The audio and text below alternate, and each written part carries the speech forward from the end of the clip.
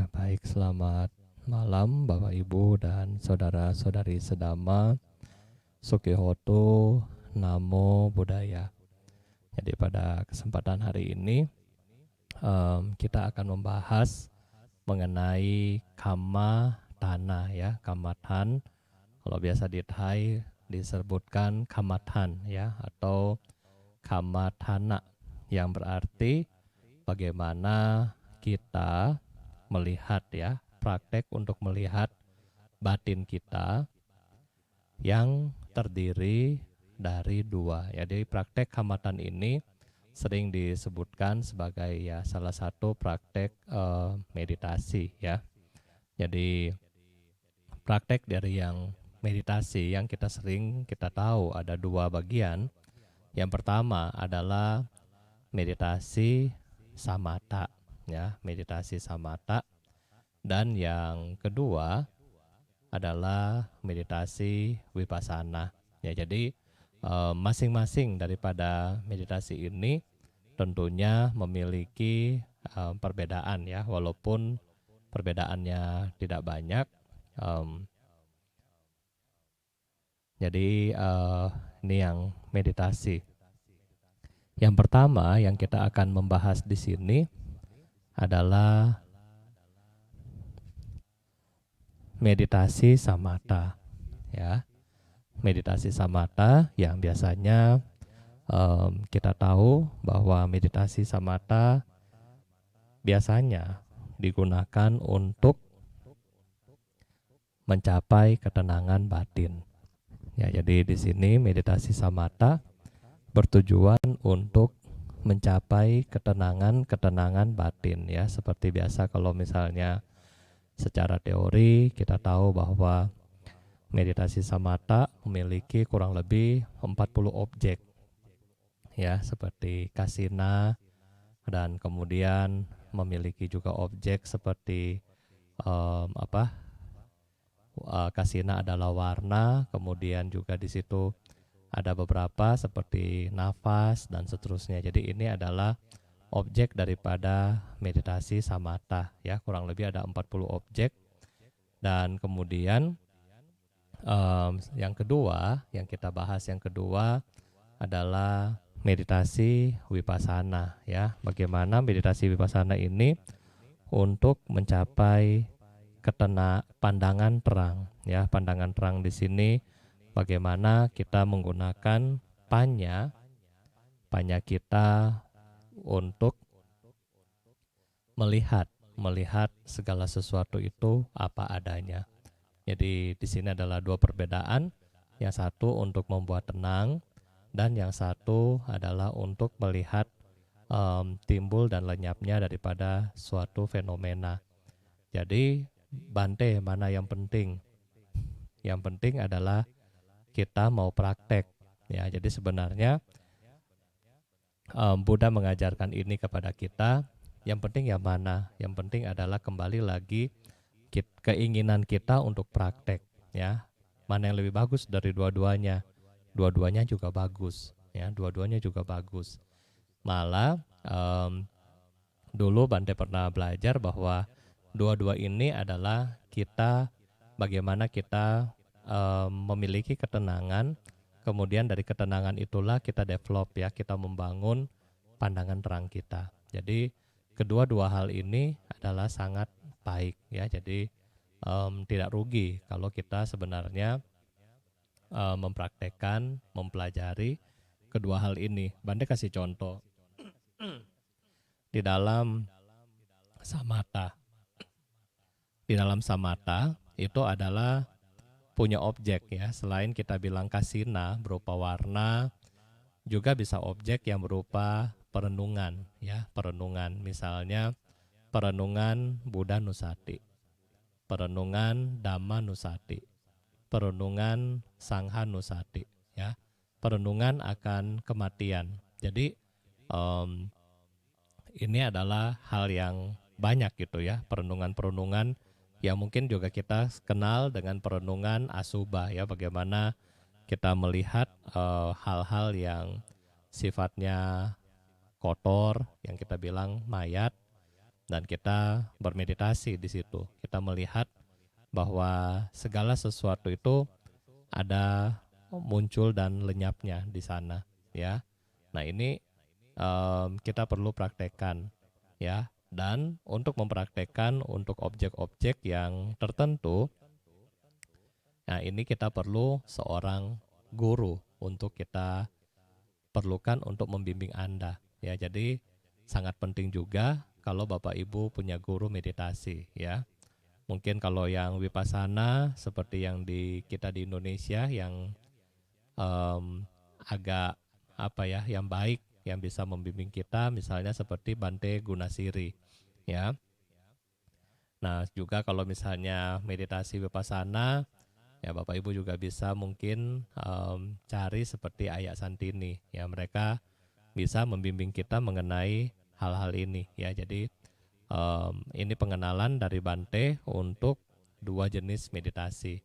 Nah, meditasi yang bisa juga kita lakukan adalah kalau Bante menggunakan Brahma Wihara, ya, yang kita kembangkan setiap kita latihan, setiap Bapak Ibu latihan di hari Rabu dan Minggu. Nah, kita menggunakan Brahma Wihara. Ini apa, Bante? Ini termasuk di dalam objek daripada samatha juga, ya. Jadi kita mengembangkan cinta kasih. Ini adalah salah satu bagian dari Brahma Wihara, yang bagiannya juga daripada objek meditasi samatha. Jadi pertanyaan yang pertama itu adalah, Bante, apa pandangan agama Buddha mengenai perceraian, ya? Apa pandangan agama Buddha mengenai perceraian? Ya, kalau kita mau to the point, segala sesuatu itu tidak kekal, ya. Jadi karena segala sesuatu itu tidak kekal, jadi untuk perceraian, ya kita melihat bahwa ya perceraian pun pernikahan pun itu tidak kekal. Jadi perceraian itu terus bagaimana? Perceraian di dalam agama Buddha, ya kalau kita melihat secara konsep daripada anicca, itu wajar, ya, kalau misalnya terjadi perceraian. Tetapi sebagaimana Anda yang telah berkeluarga, yang telah memiliki komitmen untuk bersama-sama di dalam istilahnya suka dan duka, ya. Dan ya Anda sudah punya komitmen dan Anda berusaha untuk mengarungi bahtera rumah tangga. Jadi kalau misalnya dari sisi Bante pribadi, ya sebaiknya dipikirkan kembali, ya. Karena kalau misalnya kita sudah memiliki keluarga, sudah memiliki, terutama memiliki anak, ini akan membuat ketika Anda cerai, akan membuat anak-anak itu terlantar, ya. Membuat anak-anak kita terlantar, sehingga tentunya sangat-sangat kasihan, ya, kalau sampai anak-anak kita terlantar, baik secara pendidikannya, secara kejiwaan, secara mental, ya. Mungkin karena papa mama suka berantem, karena mau cerai suka berantem, akhirnya juga pukul anak, sehingga dari segi fisik juga anak terluka dan seterusnya, ya. Jadi efeknya itu sangat-sangat panjang, ya, ketika kita yang sudah memiliki komitmen berkeluarga kemudian Anda cerai. Nah, ini adalah efek dominonya, ini sangat-sangat luar biasa, ya. Jadi kalau bisa, ya, makanya kalau bisa memang ada masalah di dalam keluarga, ya mungkin bisa datang, ya, kepada mungkin para Bante atau ya mungkin Romo Pandita untuk menyelesaikan, ya, bagaimana ada masalah di rumah tangga kita dan seterusnya. Jadi itu cara yang lebih baik, Bante rasa, ya. Bagi Bapak Ibu yang belum berkeluarga, ya, bagi Bapak Ibu yang belum berkeluarga, oleh karena itulah ya harus benar-benar memikirkan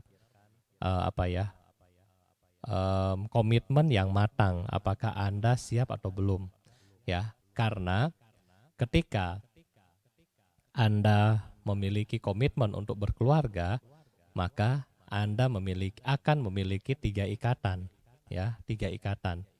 Karena Anda akan dikasih 3 cincin, ya, sebelum Anda menikah, Anda akan punya 3 cincin, ya. Apa itu cincin? Yang pertama adalah cincin engagement ring, ya, ini yang pertama kan, engagement ring atau cincin tunangan, ya. Ketika Anda mulai melamar, ya Anda sudah mulai berikan cincin, itu baru cincin tunangan, engagement ring, ya. Ring yang kedua yang akan Anda punya adalah ring daripada wedding ring, ya. Ketika Anda menikah di hari H, ya Anda kemudian punya cincin untuk dikasih kepada calon suami atau calon istri Anda. Ya, dan yang ketiga, setelah Anda upacara wedding selesai, kemudian Anda akan punya ring yang ketiga. Sudah punya belum Bapak Ibu di rumah yang sudah married? Ya, Anda punya ring yang ketiga, yaitu suffering. Ya, jadi bagi yang sudah menikah akan punya 3 ring. Engagement ring, wedding ring, dan pada akhirnya adalah suffering. Jadi bagi Bapak Ibu yang belum menikah, ya mikir-mikir dulu ya. Aduh, nanti kata Bandeda Mawudo dapat 3 ring. Engagement ring, wedding ring, dan suffering. Sebelum saya menikah, saya dengar 3 ini dari Rinpoche ya, tahun 2000, mungkin 2008, 2009 ya, saya dengar ini. Saya sendiri waktu itu ketawa, saya bilang, iya juga ya, benar juga ya. Ketika kita akan menikah, kita akan punya 3 hal ini. Dan pada akhirnya saya pikir-pikir, ya daripada saya suffering, mendingan jangan ya. Jadi yang belum, Anda bisa pikirkan kembali sebelum memilih pernikahan. Yang kedua, pertanyaan yang kedua adalah bagaimana Buddhis menyikapi pernikahan beda agama? Apabila pasangan muda-mudi beda keyakinan, misalnya agama A dan agama B, ya, bagi umat Buddha yang bernikah beda keyakinan, apakah ada masalah? Ya, masalahnya pasti ada ya, karena perbedaan dari prinsipal itu udah pasti ya. Nah, sehingga sebelum Anda menikah, biasanya di Indonesia ya, kita akan memiliki namanya yang namanya catatan sipil ya. Sebelum Anda masuk ke dalam catatan sipil dan pemberkahan. Nah, di pemberkahan ini harus memilih salah satu agama ya. Jadi biasanya apakah calon istri ikut suami atau calon suami akan ikut istri. Nah, biasanya seperti itu. Biasanya yang Buddhis itu pasti akan ikut. Ya jarang suami atau istri Buddhis pasangannya ikut. Rata-rata pindah ya, pindah alam. Nah, tetapi ya itu adalah pilihan mereka ya, karena mau suffering. Dan kemudian kenapa harus dalam satu agama? Karena di dalam Indonesia kita menggunakan prinsip daripada sila yang pertama, yaitu ketuhanan yang Maha Esa. Jadi dalam kegiatan kita sebagai warga negara, nah kita akan memilih satu agama. Dan dianjurkan adalah ya ketika menikah pun bisa agama itu disatukan ya. Kalau tidak disatukan bagaimana Bante? Itu akan menjadi suatu masalah yang baru ya. Apakah di antara si suami sama istri atau orang tua dari suami atau orang tua dari istri, keluarga suami, keluarga istri. Nah, ini juga akan bentrok biasanya ya, ketika Anda beda agama. Jadi kalau di Manado dulu ada juga teman dari papa saya, nah mereka juga beda agama. Kemudian ya karena beda agama, ya akhirnya agak ribet juga ya, karena misalnya yang suami agama A, yang istri agama B. Kemudian anak juga bingung mau sekolah di mana.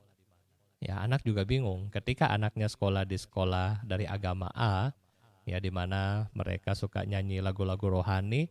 Nah, si mama yang agama B nggak senang. Jadi ketika anaknya yang namanya anak-anak kecil kan pulang dari sekolah nyanyi, kemudian mamanya dengar di dapur marah-marah ya, kamu jangan nyanyi lagu itu ya. Nah, sedangkan bagaimana dia harus sekolah, dia harus belajar lagu itu. Nah ini adalah agak susah ya, agak susah. Jadi sebaiknya di dalam ajaran Buddha sendiri pun ada 4 hal yang kita perlu samakan ya sebelum kita melakukan pernikahan. Salah satu adalah sama sada atau memiliki keyakinan yang sama ya, memiliki keyakinan yang sama. Nah, inilah yang penting bagi kita ketika kita memiliki keyakinan yang sama dengan pasangan hidup kita, ya maka dari situlah dari situlah untuk menuju kebahagiaan itu lebih gampang ya, untuk menuju kebahagiaan itu lebih gampang. Karena harus kita ingat bahwa Anda melakukan pernikahan tujuannya apa? Tujuan orang melakukan pernikahan adalah tujuannya adalah happy ending ya kan? Apa? Sampai tua itu bahagia.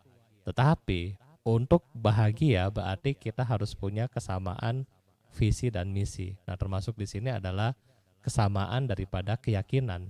Nah, sehingga ini adalah salah satu faktor yang penting di mana keyakinan ini ya bisa membuat rumah tangga itu rukun dan harmonis ya dari salah satu ini. Dan juga bahagia banget kalau Bante rasa ya. Ketika Anda punya keluarga kecil, kemudian ketika Anda misalnya hari Minggu sama-sama ke wihara, ya kan, papa mama datang, anak-anak sekolah minggu, papa mamanya juga datang, bareng-bareng begitu kan, bahagia. Ya, mau makan bareng, doa bareng, ya kan. Nah, mungkin seperti sekarang, Anda di rumah, chanting bareng, ya itu bahagia. Bante juga lihatnya, wah senang banget ya. Tetapi coba, anaknya datang, terus tanya, papa mana? Pulang Bante tidur. Mama mana? Oh, mama nggak ke biasanya nggak ke wihara, ke tempat yang lain. Nah, itu kan sedih juga gitu kan. Nah, jadi um, kelihatan lebih baik jika sama-sama ya. Papa mama datang ke wihara, bawa anak-anaknya. Nah, jadi di situ membuat keluarga itu harmonis dan kuat. Kenapa? Anak-anak belajar dhamma, papa mama juga belajar dhamma. Ketika ada yang salah, maka saling koreksi. Pak, itu kan Bante bilang nggak boleh nih, misalnya minum ciu nggak boleh. Oh iya ya. Nah juga kalau misalnya anaknya salah, bohong misalnya, kan kamu melanggar sila 4 nih, nggak boleh. Nah jadi di situ ada hubungan yang baik di antara rumah tangga.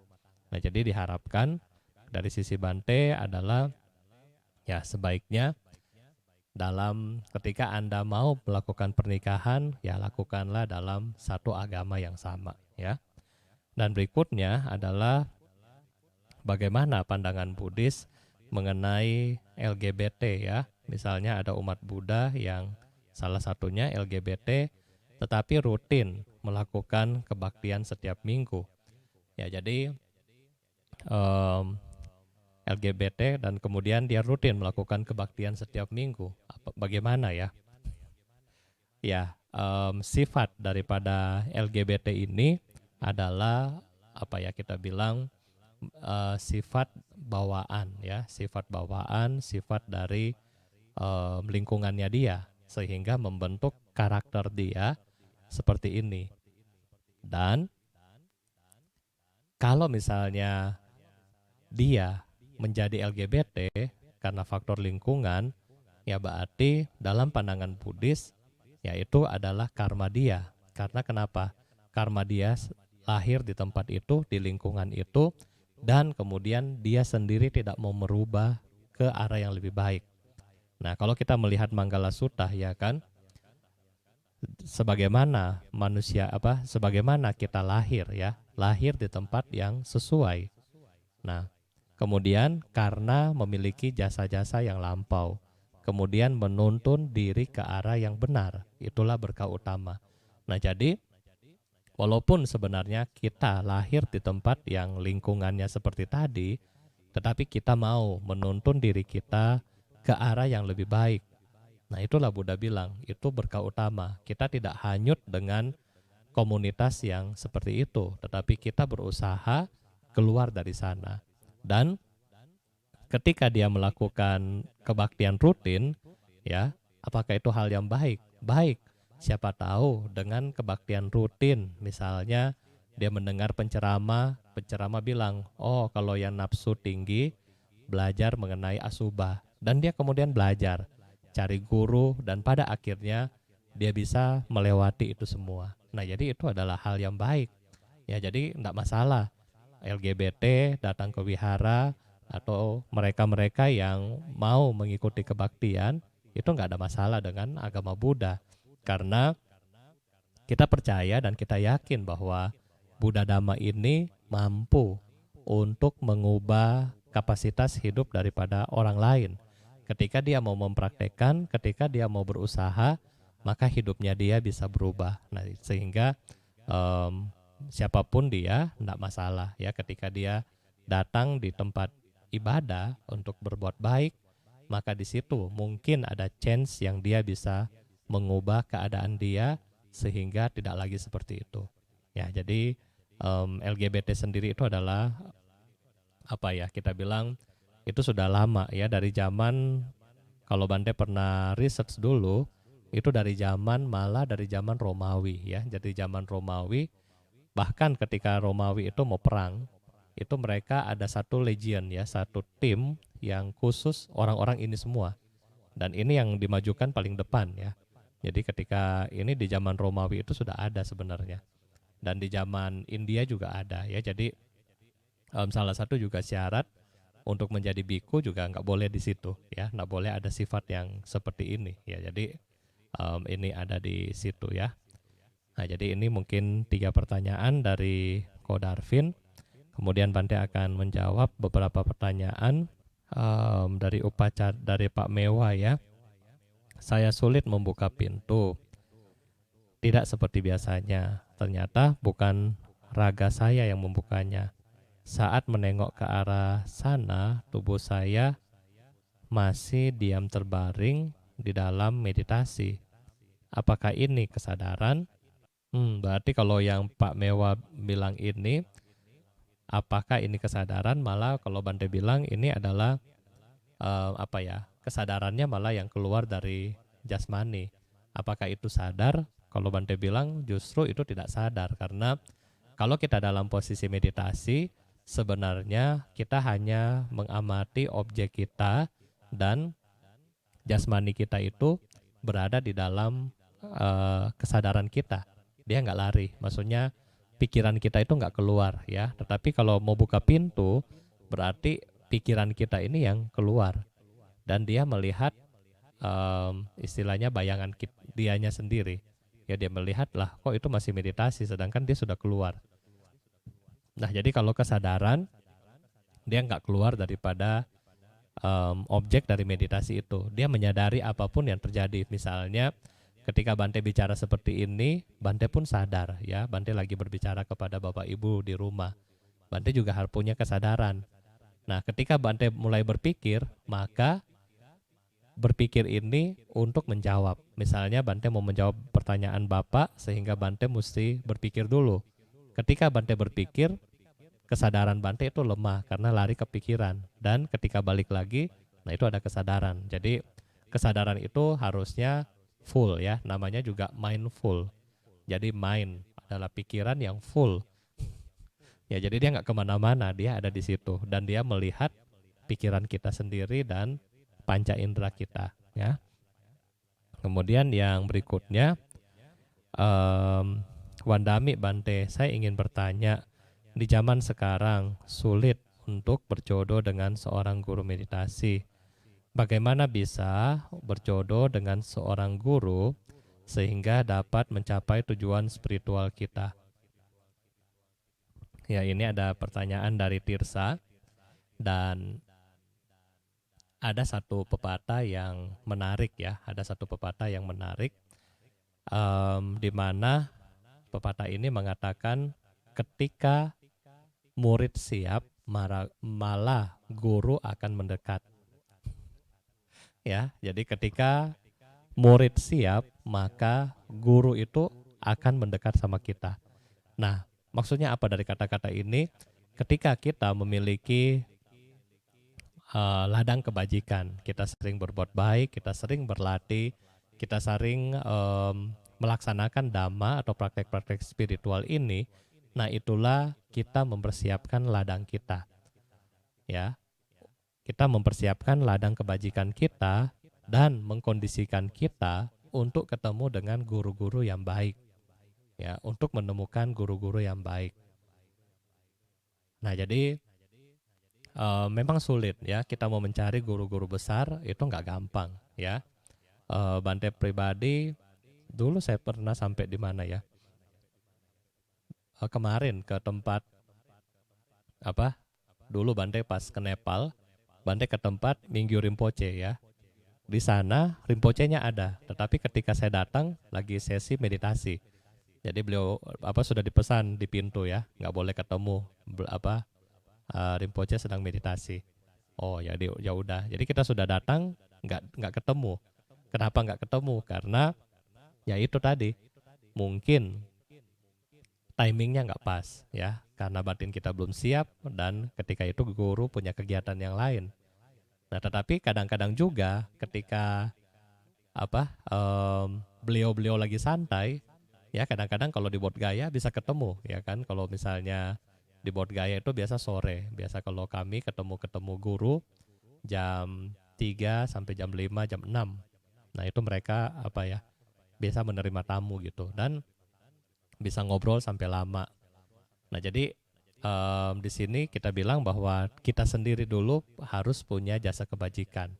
Ya, kita punya jasa kebajikan, kemudian jasa kebajikan ini yang mengkondisikan kita dengan guru-guru yang ada ya.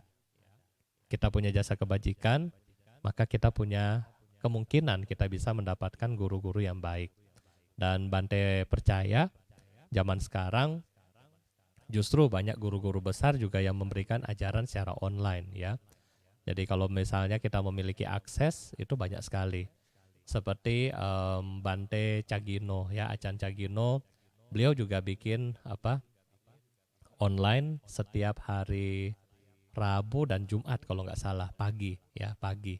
Nanti kita akan coba minta izin apakah bisa kita share ke YouTube-nya kita ya, atau kita corresponding dengan mereka bagaimana ya.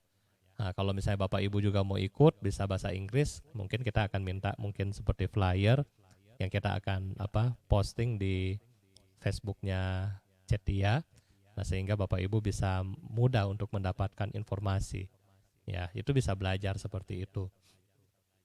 Dan beberapa guru, misalnya Bante pernah ikut juga Yang Mulia Mingyu Rinpoche kemarin ketika kita ikut JOL ya, itu JOL adalah Joy of Living. Nah, itu juga kita bisa ketemu secara langsung ya, kita istilahnya ya, walaupun kita jauh, tapi secara virtual itu seperti Bapak Ibu lihat Bante, kita ketemu secara langsung seperti itu. Dan itu juga hal yang baik sebenarnya ya. Jadi untuk ketemu guru zaman sekarang justru lebih mudah. Kalau Bante pribadi bilang ya, kita nggak perlu ya jauh-jauh pergi ke negara asalnya ya. Kita juga nggak perlu jauh-jauh untuk ngantri, ketemu dan seterusnya. Dan sekarang malah guru-guru memberikan kesempatan kepada kita dengan pengajaran-pengajaran dhamma yang luar biasa. Nah, jadi ini yang sebenarnya kita harus merasa bersyukur ya. Oleh karena itulah Bante pesan kepada Bapak Ibu, Anda mau belajar sama siapapun, justru Bante itu sangat senang ya. Oleh karena itulah sekarang kita bikin ladang kita. Ya, kita bikin ladang kebajikan kita sehingga ketika pandemi ini selesai, nah Bapak Ibu sudah punya kungte ya, karma baik yang bagus. Nah, sehingga ini mengkondisikan Anda untuk ketemu guru-guru yang lain ya. Anda yang cocok misalnya dengan metode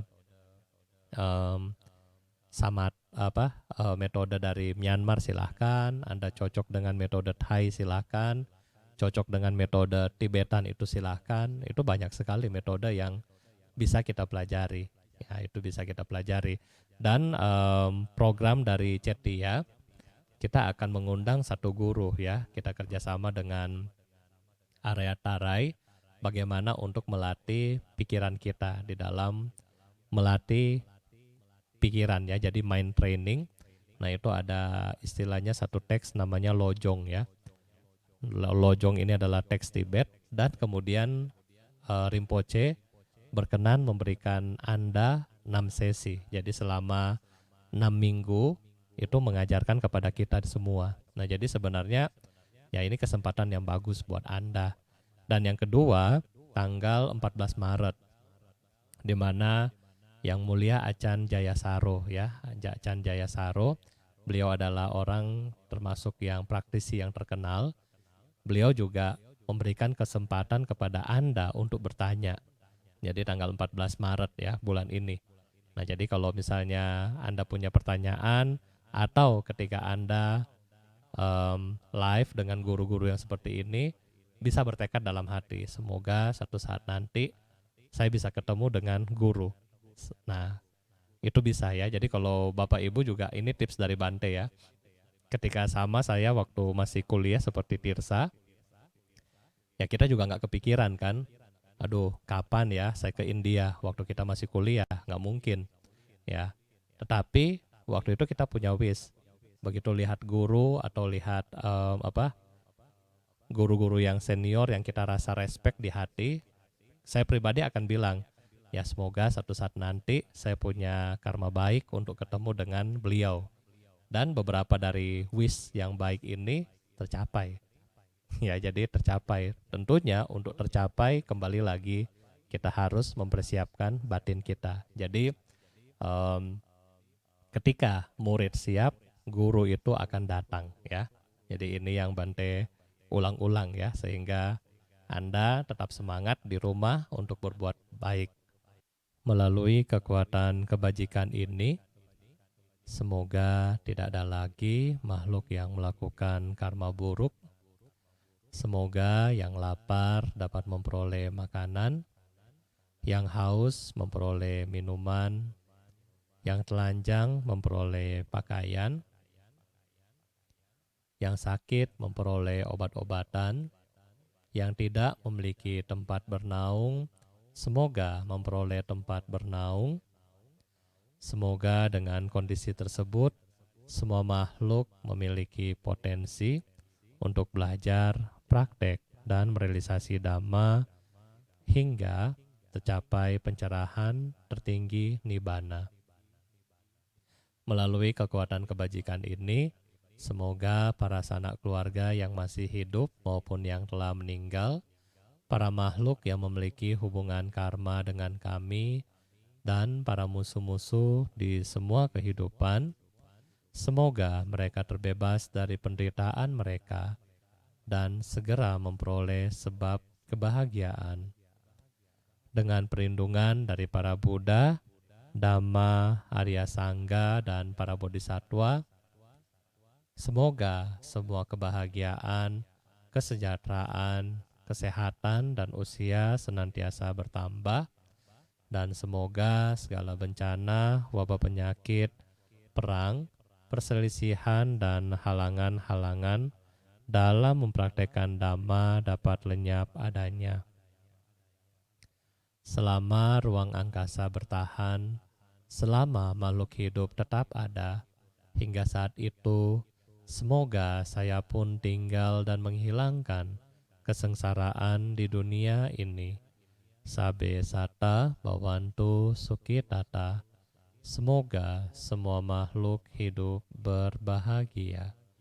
Sadu, sadu, sadu.